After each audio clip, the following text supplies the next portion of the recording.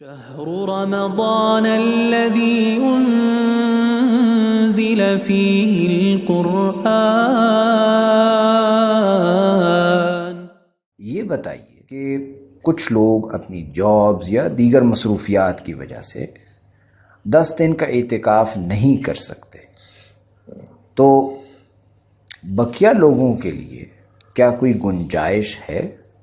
دیکھیے، ایک تو یہ بات تو مانی جا سکتی ہے کہ انسان کی مصروفیات، اس کی دنیوی ذمہ داریاں، اس کی اور ذمہ داریاں، اس کو یہ اعتکاف بیٹھنا اتنا آسان نہ لگے۔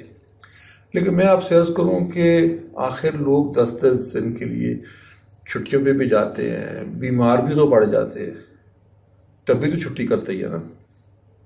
یہ میرے خیال میں تھوڑی سی جھجک ہوتی ہے کوئی شیطان کی یا نفس کی، جو آدمی کو ڈال دیتی ہے اس چکر میں۔ تو یہ میں تسلیم کرتا ہوں کہ واقعتاً بعض لوگوں کے لیے ناممکن ہوتا ہے، اس سال کئی لوگ نہیں بیٹھ پائیں گے۔ اسی لیے اللہ کے رسول صلی اللہ علیہ وسلم نے ان کی تعلیمات کو علماء نے کہا کہ فرض کفایہ ہے کہ کچھ لوگ بھی بیٹھ جائیں اگر ایک علاقے میں سے، تو وہ باقیوں کے لیے کافی ہے۔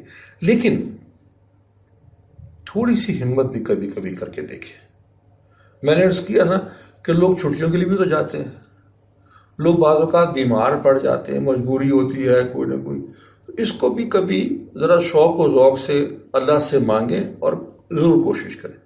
لیکن پھر بھی نہ ہو سکے تو پھر کم دنوں کے لیے بیٹھ جائیں، 7 دن کے لیے بیٹھ جائیں، 5 دن کے لیے بیٹھ جائیں، 3 دن کے لیے بیٹھ جائیں، 1 دن کے لیے بیٹھ جائیں، آدھے گھنٹے کے لیے بیٹھ جائیں۔ آدھا گھنٹہ؟ آدھا گھنٹہ بھی بیٹھ سکتے ہیں۔ آپ مسجد میں گئے تو ہیں نماز پڑھنے، جی ہاں، تو اس سے کچھ وقت پہلے چلے جائیں، کچھ دیر بعد وہاں رک جائیے، اعتکاف کر لیے، وقف ہو گیا کہ نا، رک جائیں گے اور اس وقت وہ ہی استعمال کر لیں، تو ہو سکتا ہے اللہ تعالیٰ اس میں بہت برکت ڈال دے آپ کے لیے، روحانی طور پر بھی، اجر کے طور پہ بھی۔ تو یہ اس طرح سے ضائع نہ ہونے دیں اس کو، کچھ نہ کچھ وقت ضرور بیٹھیں۔